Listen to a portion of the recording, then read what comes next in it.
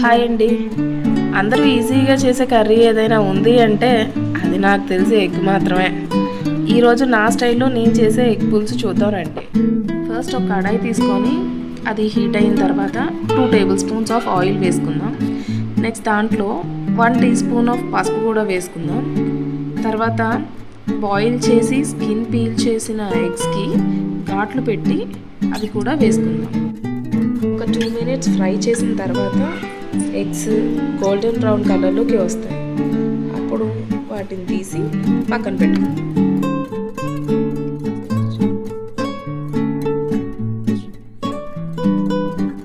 ఇప్పుడు అదే ఆయిల్లోకి 1 టీ స్పూన్ ఆవాలు, 1 టీ స్పూన్ మినపప్పు, 1 టీ స్పూన్ జీలకర్ర కూడా వేసి కొంచెం చిట్లివ్వండి.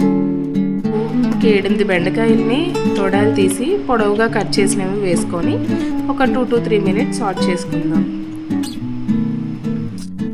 ఇందులోనే ఒక 3 చిలకడ దుంపల్ని స్కిన్ పీల్ చేసి 2 ఇంచు ముక్కలుగా కట్ చేసినవి వేసుకుందాం.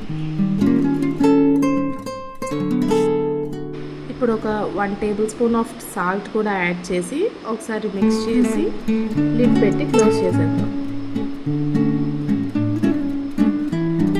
తర్వాత ఓపెన్ చేసి అందులో సన్నగా చాప్ చేసిన ఆనియన్స్ కూడా వేసి ఒకసారి మంచిగా మిక్స్ చేసుకుందాం.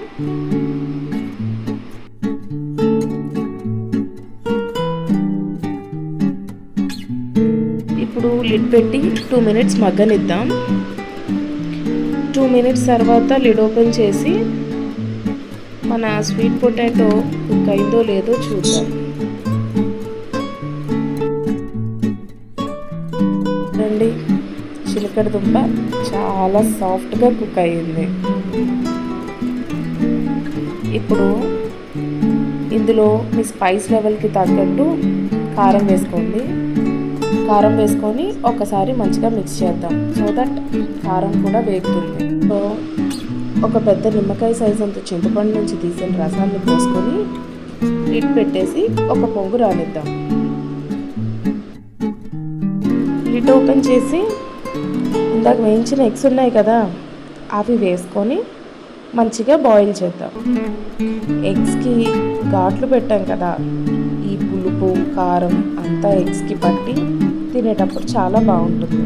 ఒక 1/2 టీ స్పూన్ గరం మసాలా, చిన్న క్యూబ్ బెల్లం వేసుకొని ఒకసారి కలిపి ఈ స్టేజ్లోనే salt and spice levels adjust చేసుకోండి.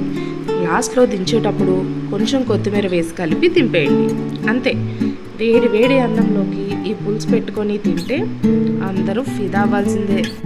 మీరు కూడా ఒకసారి ట్రై చేసి మీకు ఎలా కుదిరిందో నాకు కామెంట్ సెక్షన్లో చెప్పండి. Please do like, share and subscribe. Thank you.